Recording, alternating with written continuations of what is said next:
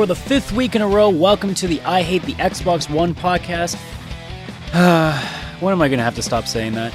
Welcome, ladies and gentlemen, to the DLOpinions podcast for June the 23rd.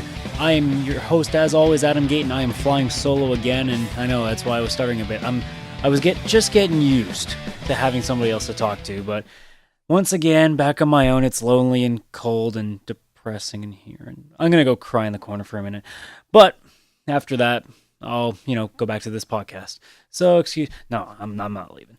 But anyway, there's a lot to talk about. There's a lot of small news. That's all going to be quick hits. I mean, there's really one story that we need to get our attention of, and that's, of course, the Xbox 180, so to speak.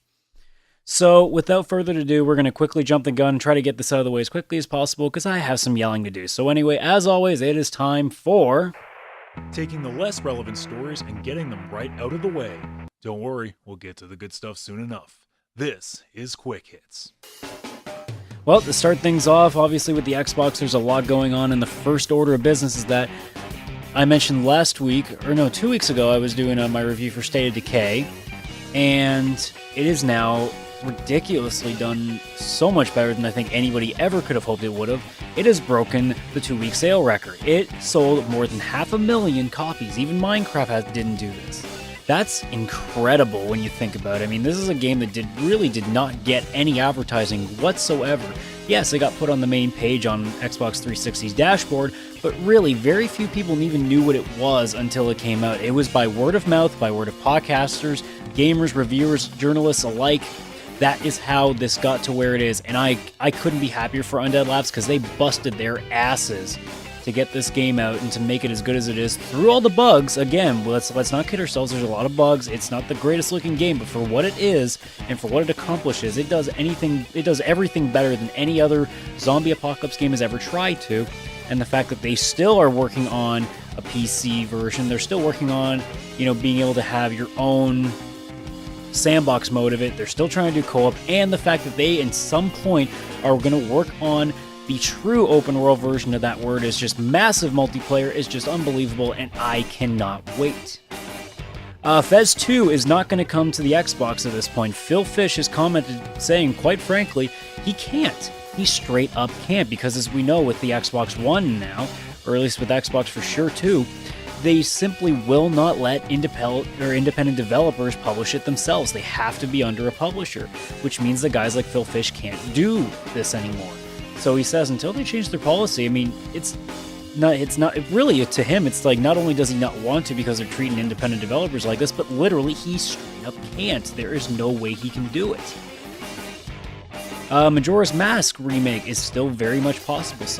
I can't remember who the reporter was, but they asked Shigeru Miyamoto, because there was an idea that there was going to be a remake for it. So they asked him, well, what's going on with that? He's like, well, the fans are still crying out about it. And he goes, well, don't worry, they're still in my memory. We don't know what that means. The idea is obviously, they're probably still talking about it. Considering how well the 3DS remake of Ocarina of Time did, I can't understand why they wouldn't want to remake Majora's Mask as well. That's another nice little bit of sales for them.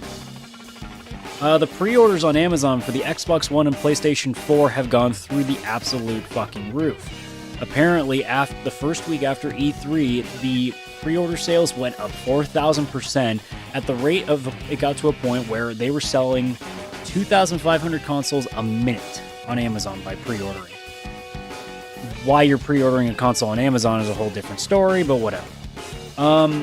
Speaking of the PS4 at least, there is a possible leak to when it's going to get released. Now, we know it's going to come out sometime at the end of this year, but at least in Europe, it sounds like from what I guess certain stores are releasing, or leaking, I should say, not releasing, because it's still not confirmed, but there's an idea that it's going to come out in Europe at least on the 13th of November.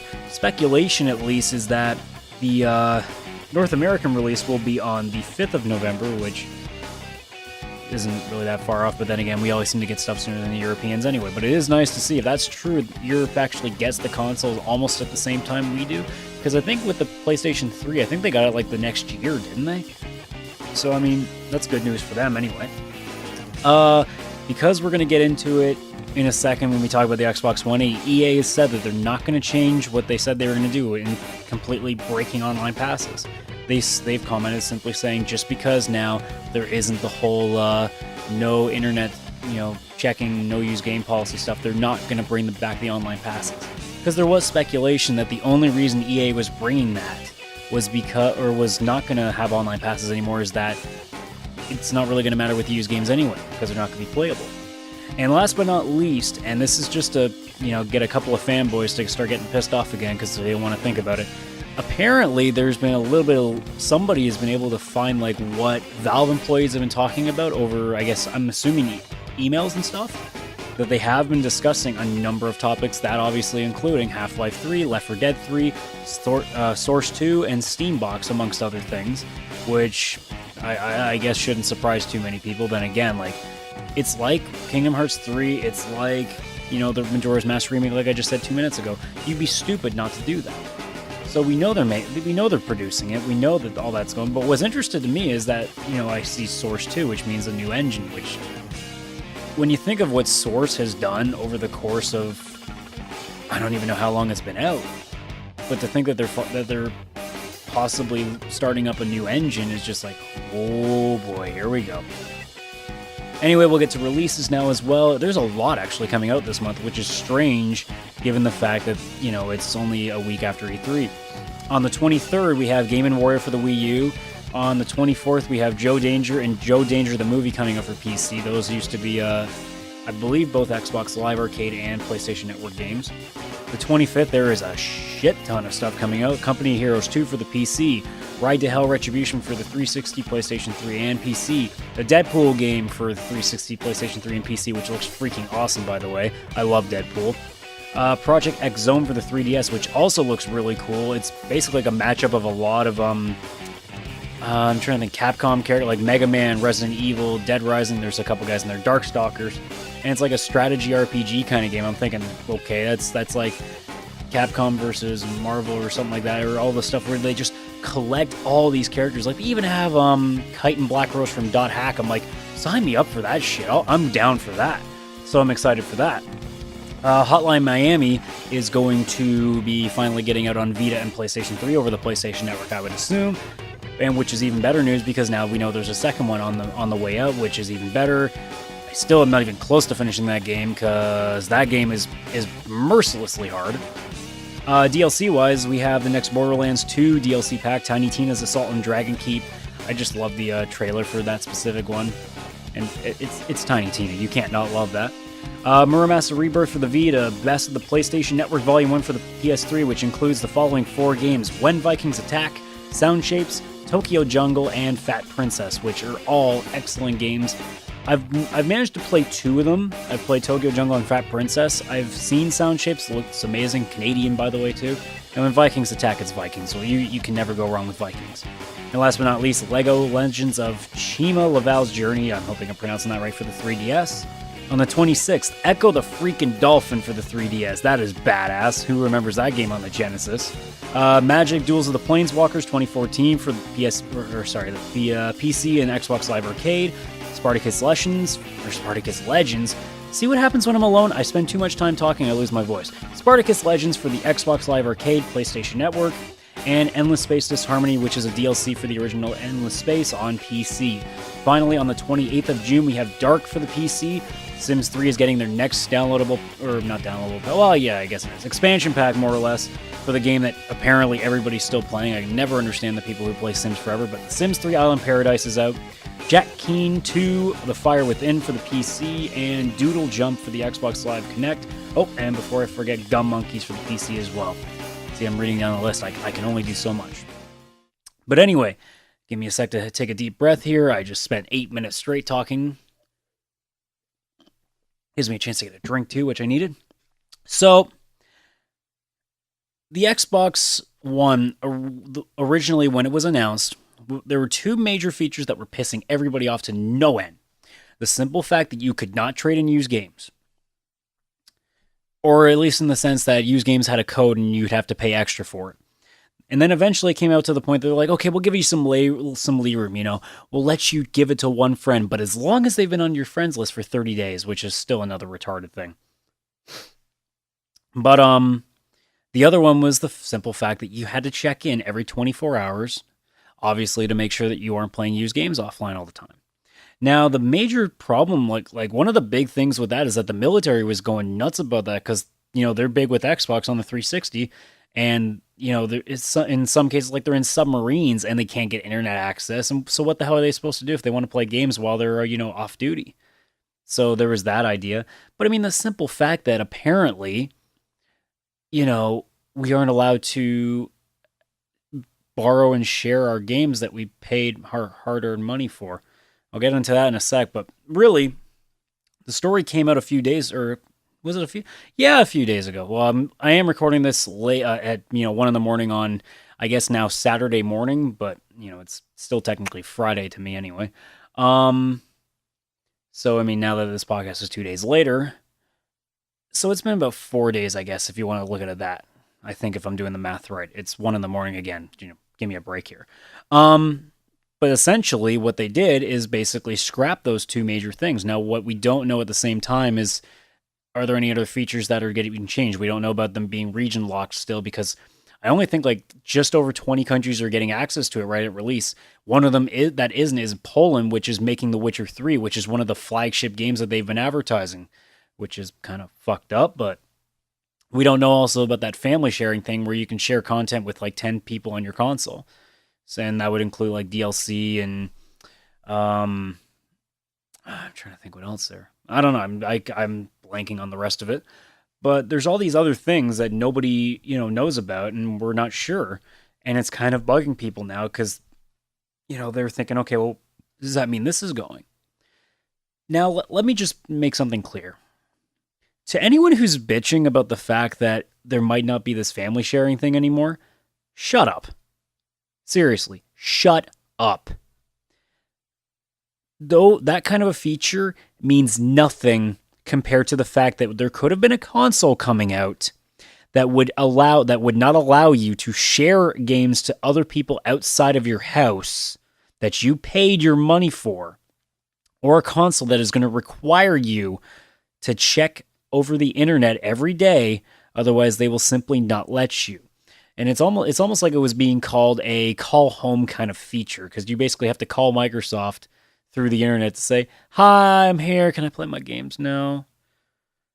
Seriously, anybody who's bitching about that there are features missing, shut the fuck up.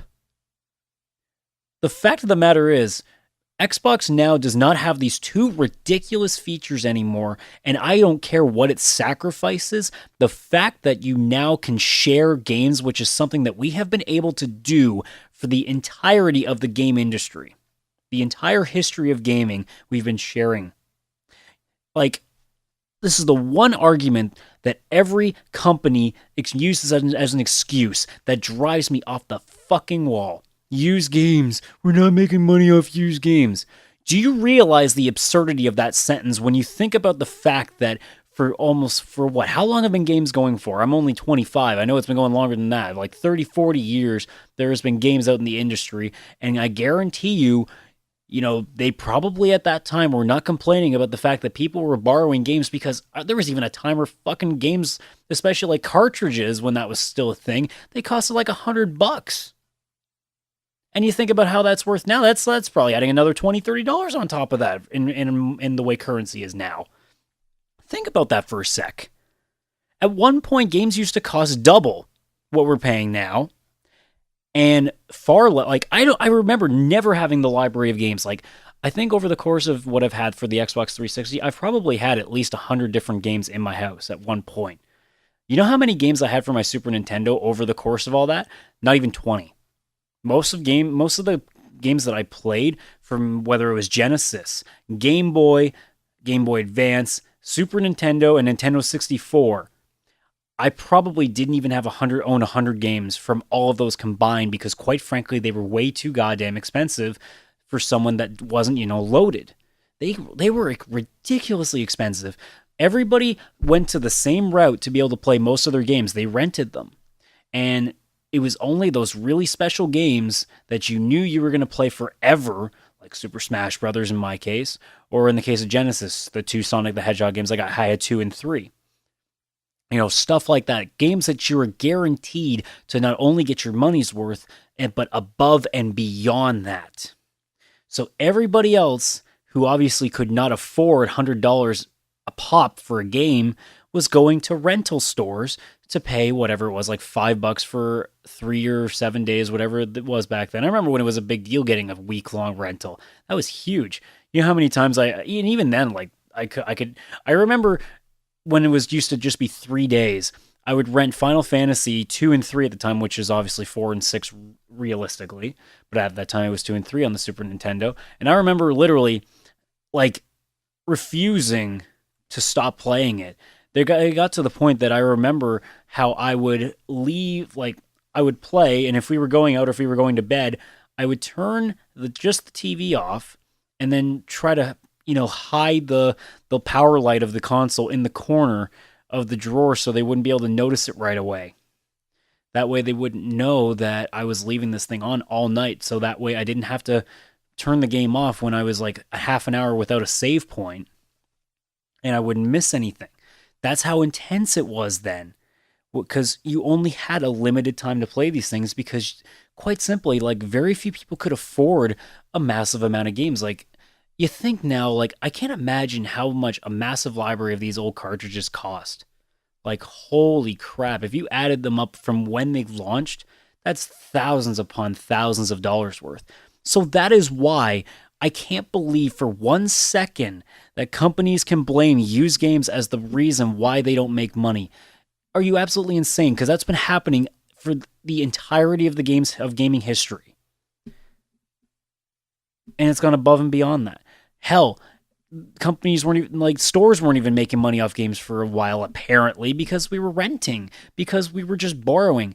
Very few people were buying new copies, and since there wasn't such thing as used for the most part, it took a while until used really came about, So, for anybody to try to tell somebody with any sort of intelligence that we are at fault, us gamers are at fault, because we try to get a cheaper route to games, like how, especially like now that I have Steam, it's almost pointless having a console. I feel like if there weren't specific games on console, I would not be owning one, because quite frankly, the fact that, like, for example, what's the weekend's deal for Steam? Dead Island.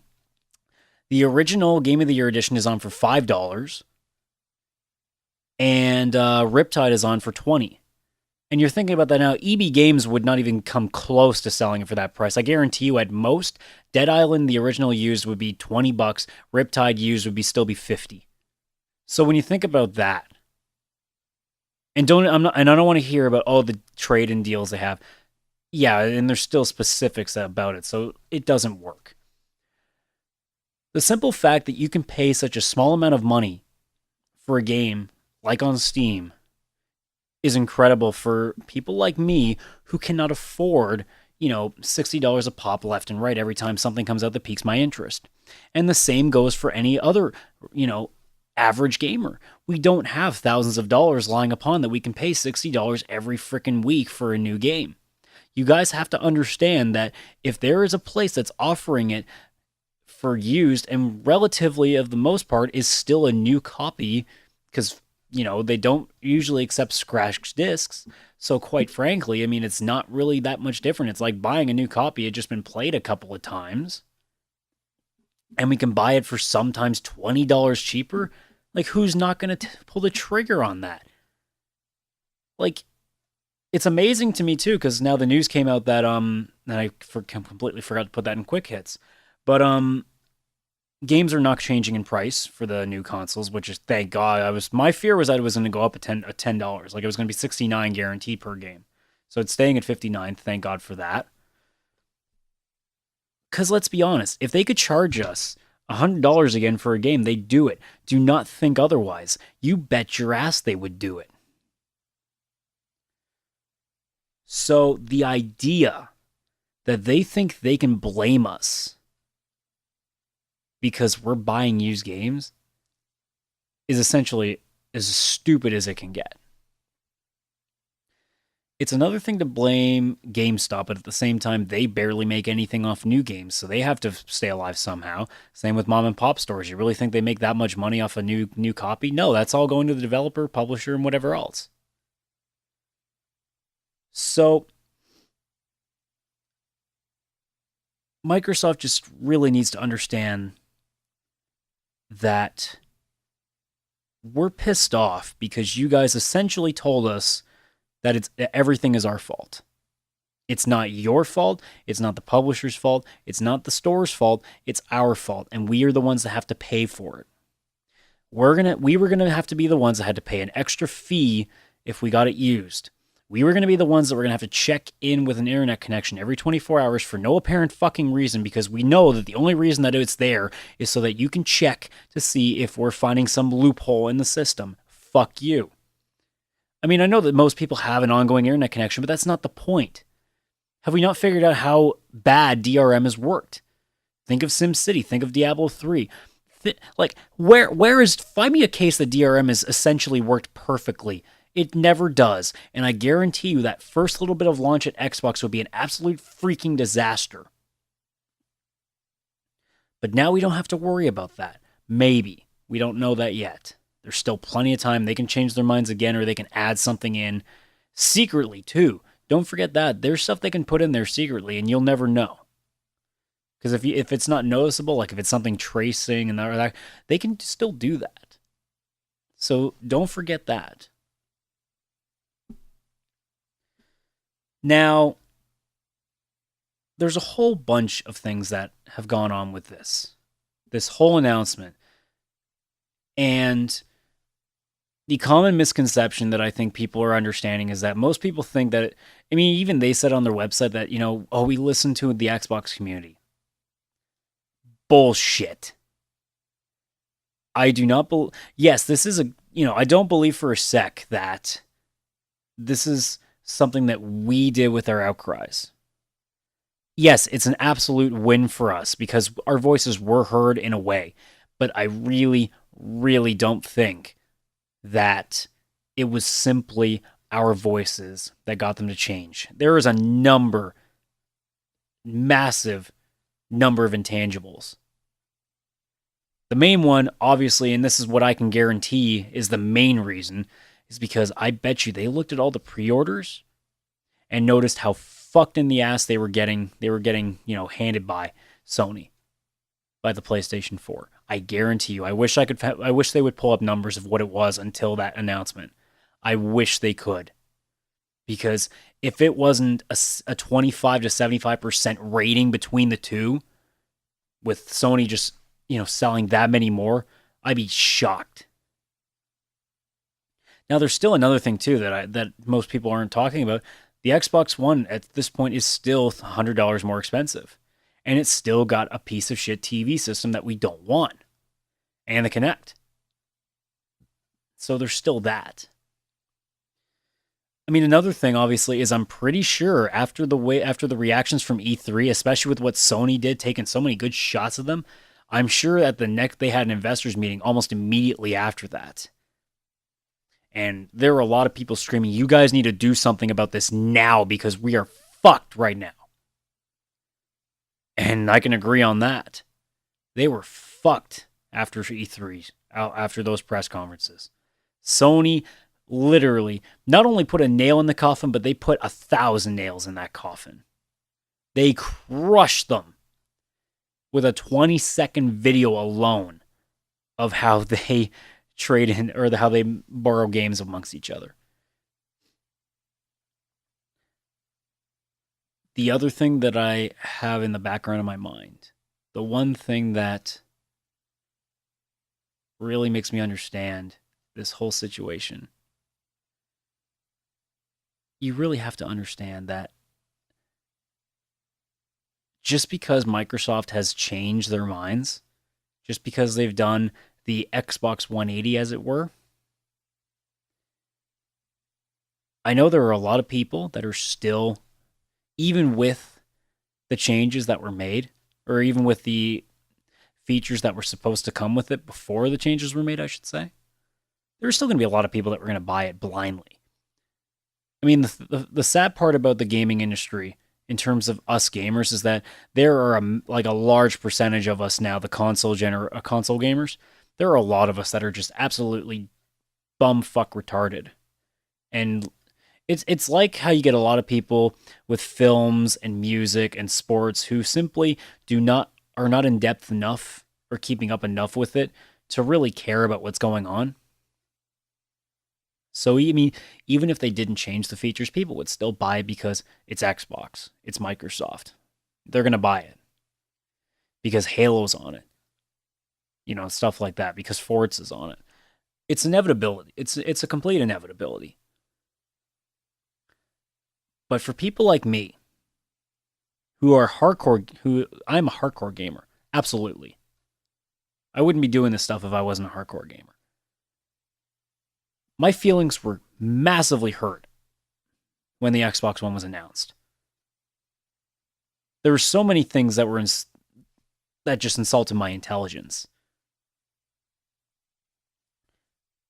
Microsoft thought that it was guys like me, it was my fault that they weren't making as much money as they wanted to. Let's put that out there. It's not that they weren't making money. They weren't making the kind of money they wanted to.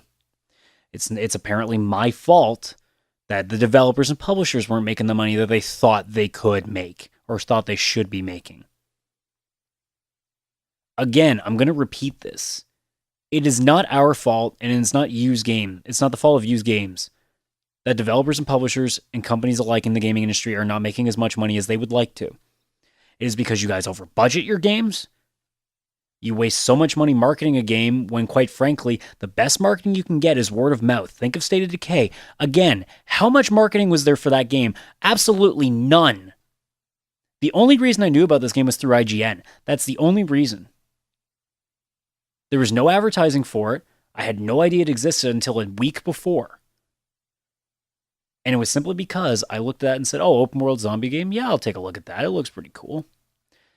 But there was no trailers. As far as I know, there was nothing. You really had to look for it. So, think about this logic for a second. Like, for an example, let's take Tomb Raider. Square Enix, I believe what their goal was to get like 3 or 4 million copies sold. Think about how much advertising and marketing went to that game. Think of how high that budget was.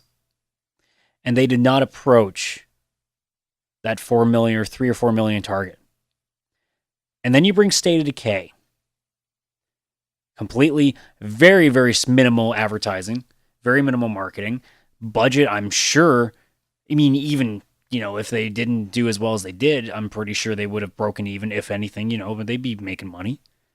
But in 2 weeks, they've sold 500 million copies. In 2 weeks. 2 weeks. Odds are, by the time we hit the fall, they'll probably have hit the target that a game like Tomb Raider was supposed to make. We don't know that yet. Think about it. Minecraft has gotten over 6 million. State of Decay, I there's no way I can't think that they'll do the same. That they'll at least hit half that. At least. There's no way they can't. The game is getting such amazing reviews.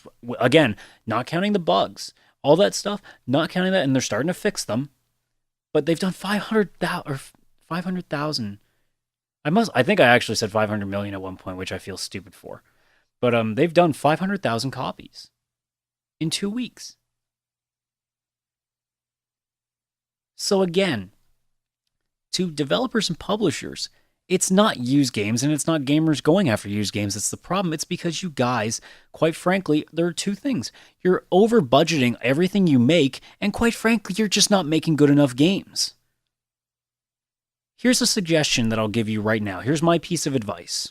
Stop adding multiplayer in your fucking games.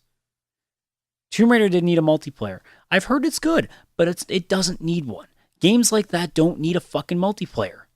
Stop thinking that just because Call of Duty sells so much fucking copies, it's meant to be a multiplayer game. Yes, Call of Duty has single player the same way most games have multiplayer. No one like, I must be the only person that when I get Call of Duty, the first thing I do is play the single player. I might be the only person that does that. So stop putting multiplayer in every game like it needs it. Most of them do not need it.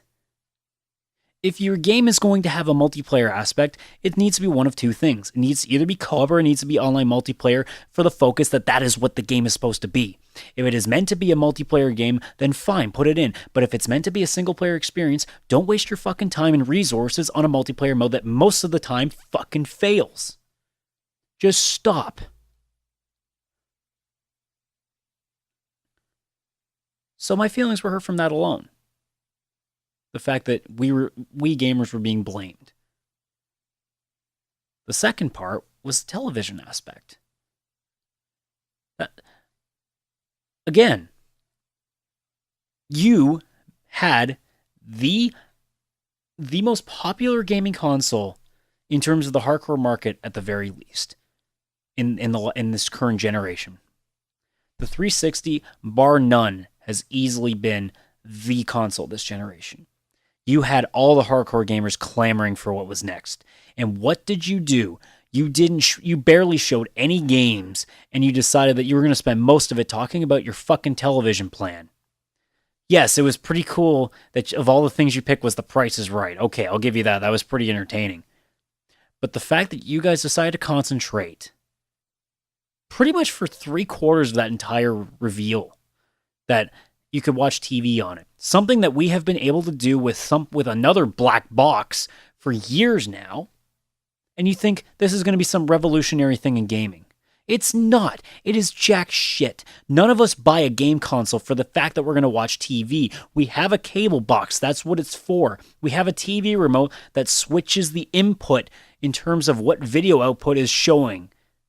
Click, click, there. I'm on TV now. It's not that fucking hard. I don't care that you can give me a voice command. No one uses the goddamn voice commands on your Kinect because half the time it doesn't read it. And like, how stupid do you feel if you're sitting in your living room and all of a sudden you have to go Xbox TV? Like, somebody's gonna be like, "What are you doing?" Like, why do we think that the voice commands thing is such a good idea? It's like Bluetooth. I never understand the Bluetooth headsets because now you look even creepier without a phone in your hand up to your ear talking, so we think you're holding a conversation next to us. It's like, what was the beer that did it? Was it, what? But it was a commercial where a guy walks into a store, I guess, to buy some beer, and there's a girl right there, and she's talking about, going over to her place and doing stuff, and he's like, yeah, and she turns over, there's a Bluetooth device in her ear, she goes, excuse me. That's how stupid you look with one of those because everybody assumes that you're talking to them if you're standing next to them and they can't see that freaking earpiece. So again, with TV and Xbox, there's no sensibility to it. No one understands why it's there. I don't understand why it's there. Why did you think... Actually, no, that's a whole nother thing. You simply wanted to become that, to dominate the living room. You're not going to be able to do that. You can't do that. And there's one big thing that nobody seems to want to talk about when it comes to the TV. I think people are going to have to start realizing soon that even cable TV is going to go away soon. Because everything's going digital. Everything is going like Netflix and Hulu. So the fact that all of a sudden now they decide they want to have the Xbox turn to a cable box, it's like 10 years too late for that. If they did that in the 360, that we might be talking a different story. I'd still think it's stupid, but it would make a lot more sense than it does now. So there's another thing that hurt my feelings. That as a hardcore gamer, my favorite console has now been turned into a fucking cable box. So what else is hurting my feelings? Well, it was pretty insulting when they were starting up their family sharing thing, when they were saying, you can share everything. You can share your games library with everybody in your house that's in your family. And we're like, yeah, we've been able to do that. Quite frankly, just the absurdity of everything that Microsoft spat out and all the backlash and the fact that they didn't want to do interviews and a conference after their E3, show. And it was really interesting because, I don't know how many times I've plugged this guy, but Angry Joe Show on YouTube. He had a interview with Major Nelson, and he was talking about how easy it can really be to take off some of these features. And Major Nelson kind of goes, "Well, really, are you on the development team? It's not really that easy." And then here we are a few days later, and they announced, "Oh yeah, we're taking it off." Just the absurdity of the way Microsoft is talking to all of us, like we're stupid. Not all of us are the dumbass, frat boy gamers that sit there and play Halo all day long and then talk about how they're going to bang their girlfriend when they go to bed. Most of us that are the real hardcore gamers, we're not that fucking stupid. We can smell bullshit a while away. And that's why you guys apparently listen to the Xbox community. I still don't believe that for a fucking second. You didn't listen to the Xbox community. Your investors listened to the Xbox community. Because I guarantee you, they had a meeting after all of E3. And they said, look at what you guys have done with your stupid ideas. You better fix this because we're not going to make any money because of it. That is what happened. That's what I believe happened. They had people have to tell the staff on Xbox that you need to get your shit together because everybody's pissed off at us right now. And quite frankly, just because you've taken away all those things that pissed us off in the first place does not mean that we're happy now. At this point in time, I still have no intention of buying an Xbox One. It's still $100 more expensive. The advantage to me, though, is I probably won't even get a new console for the next 2 years. I really don't think I'm going to get any anytime soon, which is going to give me plenty of time to see maybe Xbox does redeem itself. But I have a hard time believing that. And even if they do, it's going to take something really substantial to kind of break me out of this idea that I'm just unbelievably pissed off at Microsoft. It's kind of funny because ever since E3, I've maybe touched my Xbox once or twice. I've spent most of my time since E3 on Steam. And when you think that the 360's got nothing going on for it that's pissing me off, that tells you how much, an image is a huge thing in this industry.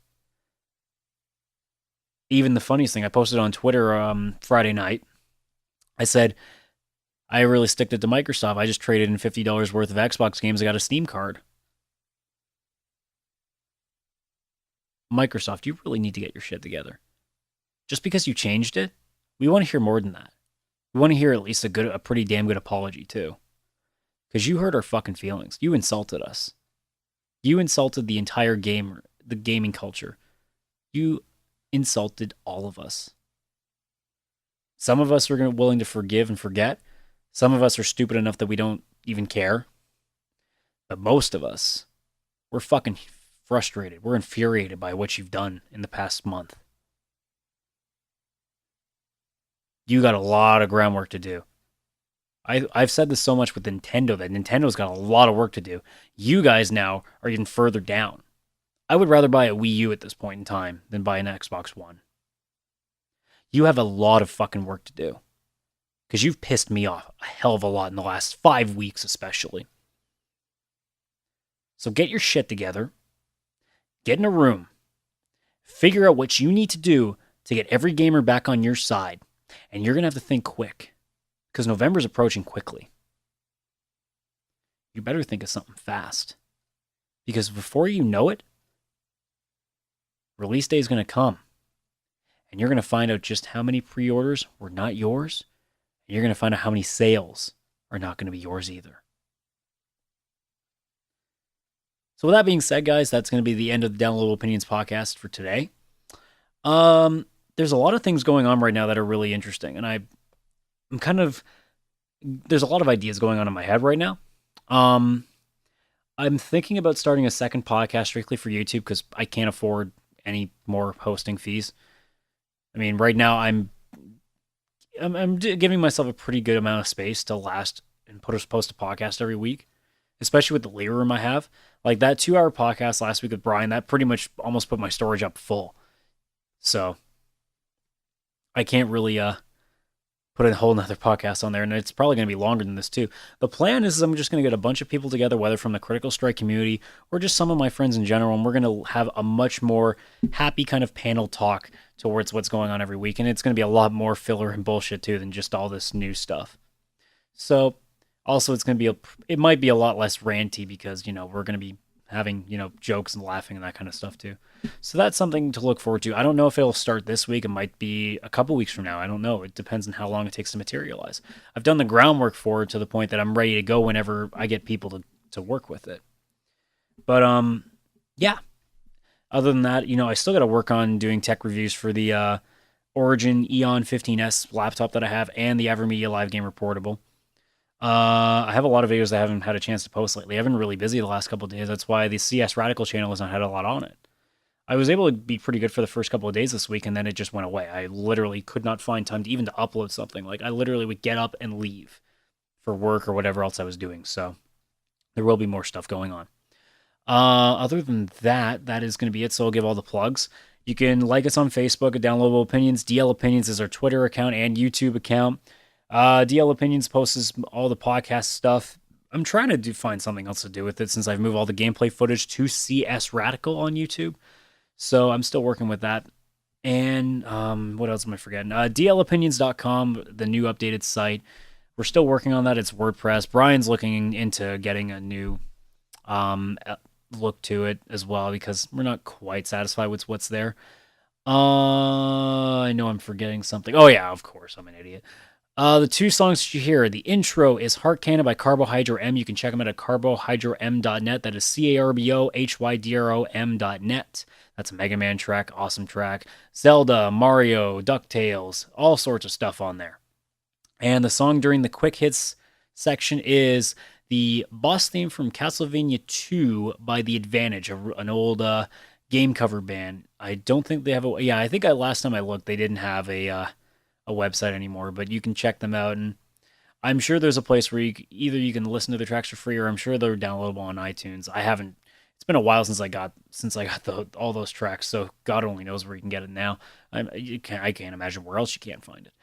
But other than that, thank you very much for watching, guys. Oh, and before I forget, if you guys do have a question for us or comments or whatever else, hell, like with this new podcast I'm looking at, even if you feel like if you really want to try to get on here, I don't know if I'll accept fan requests, but hey, if you're interested in talking about it, I can always, do that as well.